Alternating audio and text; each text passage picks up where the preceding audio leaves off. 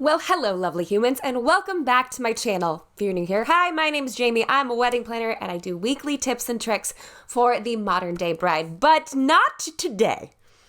No, ma'am, because today I am taking a recommendation that someone sent me like forever ago in a comment or in a DM. I don't know, but this one has kind of haunted me, pun intended, for a while. Someone suggested that I react to Reddit wedding horror stories for a video, and I don't know why I haven't done it until now, but maybe it was the spooky dark lip that put me in the mood, or the overall gloomy outside of the thunderstorm that really got me ready for some scary stories.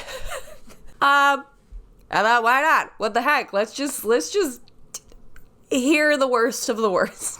And if we can glean some of my professional opinion on some of these events, great, but if not, then at least we had an entertaining video, am I right? And as per usual, if you are feeling generally stressed out for your event, maybe don't watch this, because horror stories are not the norm, they're not super common, and this is mostly just a video for fun. So if you feel like this is gonna stress you out, go ahead and miss me on this one, alright? Because this is just supposed to be silly.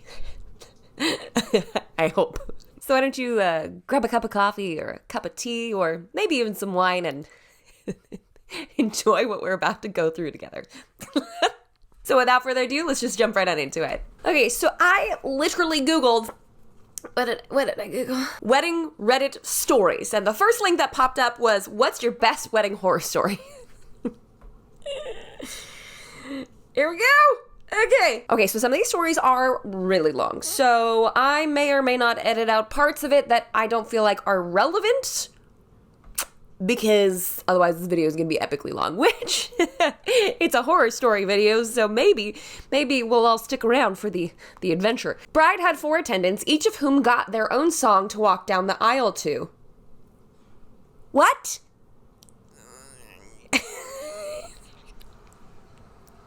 That was a terrible idea. The church was overpacked by 100 people. The air broke in July in said church. Nope, nary a window to be had in 90-degree Iowa summer. And ceremony was almost 3 hours long because 1, so many people wanted to recite poems or sing songs or whatever.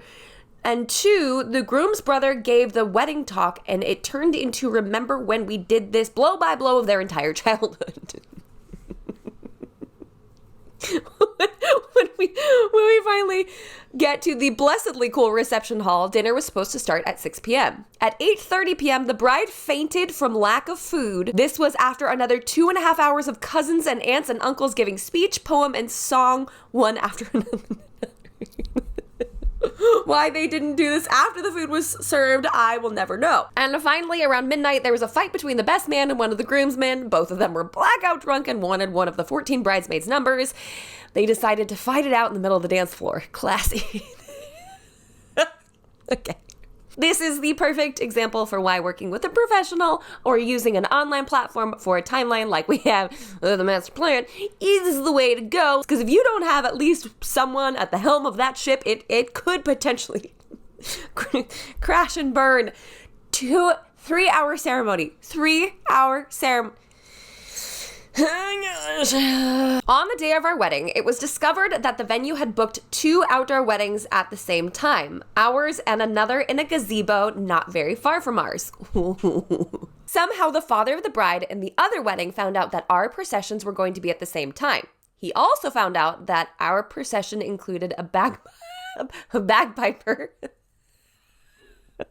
as myself and groomsmen all in kilts, while his daughter's wedding procession was to have a harpist. He approached me very nicely and asked if we would consider delaying our procession for about 20 minutes so our bagpipers would not drown out their harpist. Okay. After conferring with my soon-to-be wife, we agreed that a 20-minute delay was no big deal for us. Unfortunately, the father of the bride should have taken some other factors into consideration and instead delayed his daughter's wedding. Because their procession went off without a hitch and everyone in their wedding heard their beautiful harpist, but the vows were pretty much inaudible once our bagpipers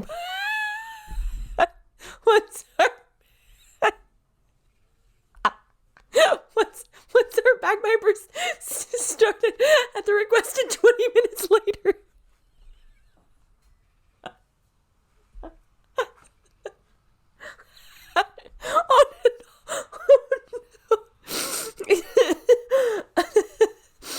I found this out later that day because apparently one of my cousins attending my wedding had a friend that was attending the other wedding. Seriously, it was, "Dearly beloved, we are gathered here today to cue bagpipes." Until our procession was over. I'm so sorry. I'm so sorry.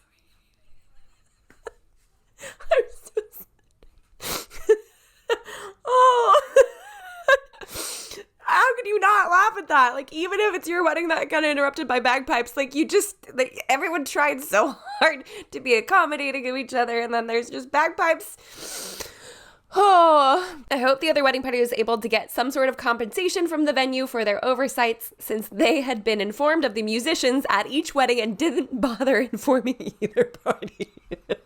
You just know someone in the office of that venue's like, "This will be fun." How? Oh man, that's rich. "Dearly beloved, we have gathered here today for Scotland the Brave."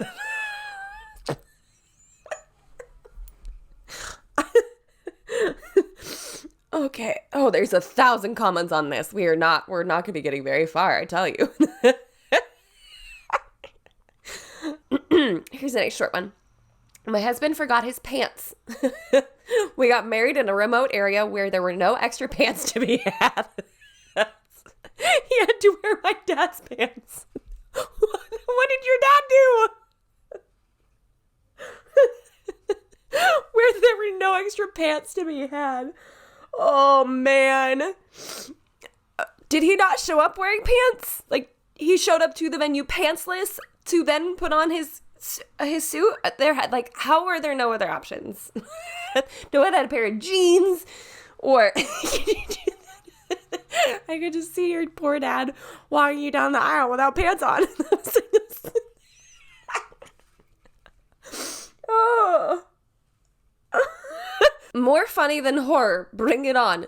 "I was one of 9 groomsmen in my friend's wedding. When we stood on the stage during the ceremony, the last groomsman in line, the bride's brother, was a good 30 feet away from where the bride and groom were standing. Anyways, before we walked out, bride's brother said to me, 'Man, I gotta fart so bad,' so badly."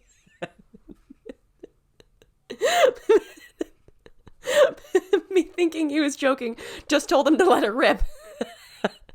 About 10 minutes into the 45-minute long ceremony, he did indeed let her rip, but silently so.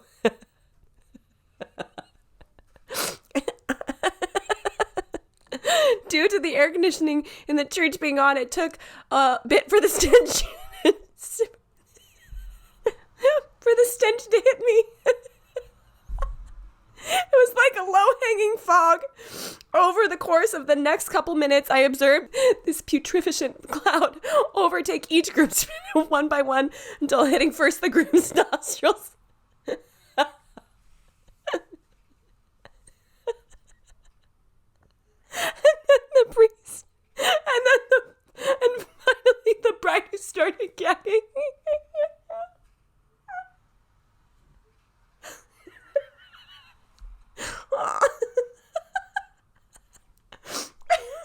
I'm crying.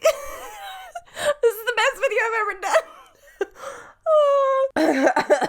One of the comments was like, bride was like, "I'd know that fart anywhere." Okay. Oh man, I don't know how we're gonna make it through this video. I was at my aunt's wedding. As she was walking down the aisle, a phone rang. Oh no. It was her soon-to-be mother-in-law's. It rang for a while she fumbled through her purse. She finally got it out and answered it and talked for a while my aunt was walking down the aisle. That's one of those moments as a wedding planner that like I would just want to like just take somebody out and be like, "What are you doing?" As someone who's getting married in July, this thread greatly worries me. I promise you, these are not common. They're not common.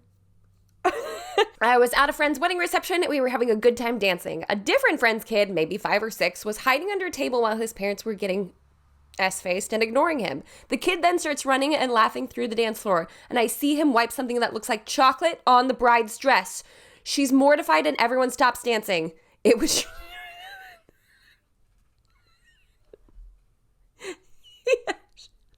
into his hand and wiped it on people. Years later, my wedding was child-free.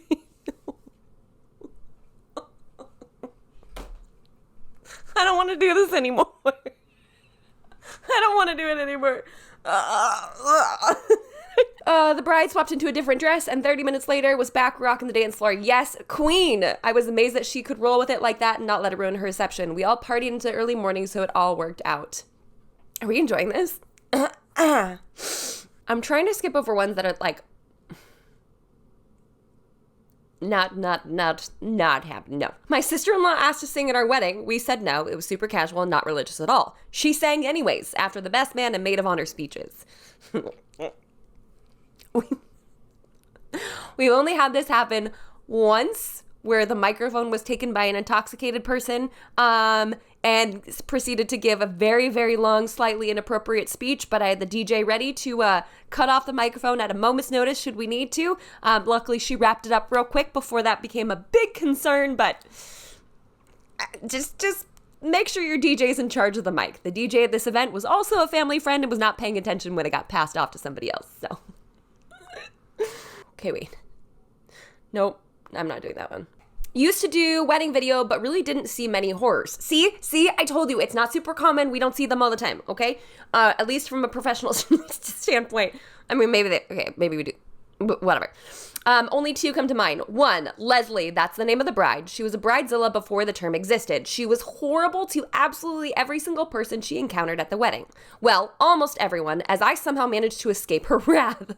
By the way, me and my business partner in the video business received dozens of referrals from her.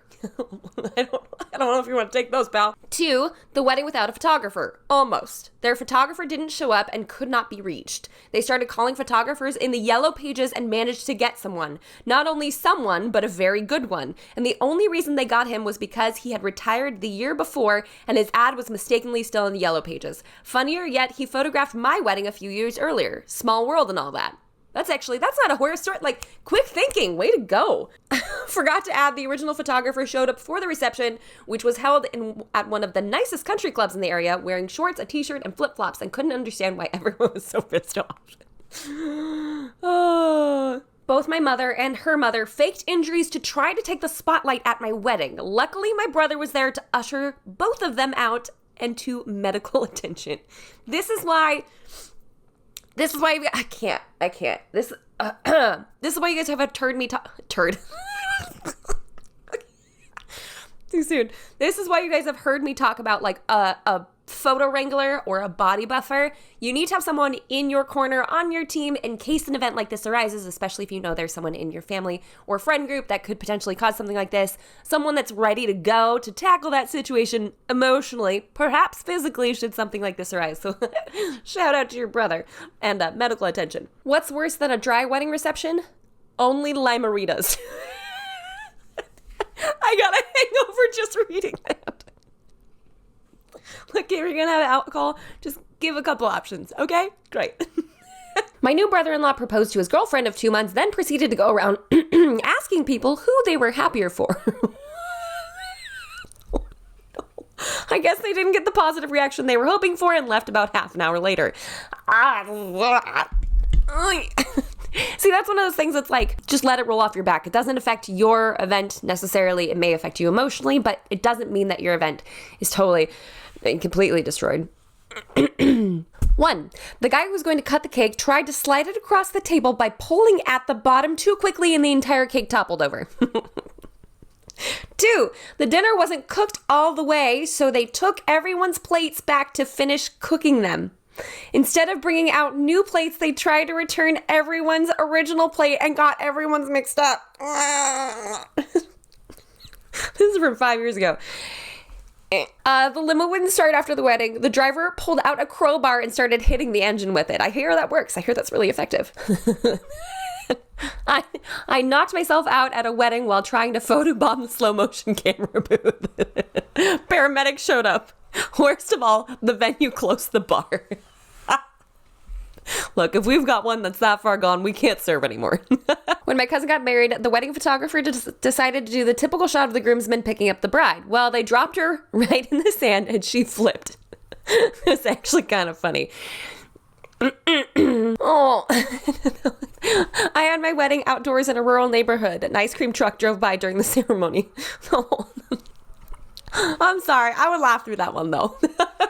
I wouldn't call that a horror story. Just say that's just normal life, you know?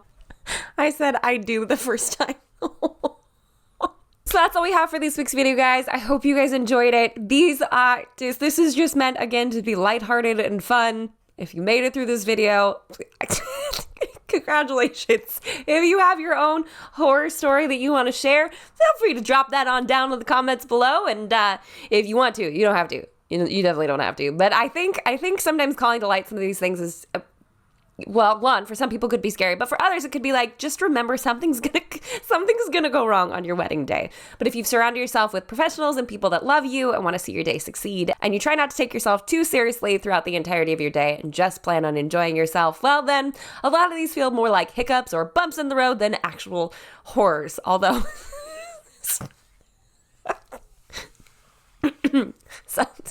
some are not great. Thank you so much for stopping by. If you like this video, be sure to jump on down there, hit that thumbs up button, and subscribe for more tips and tricks for the modern day bride. or horror stories. And until next week, bye guys.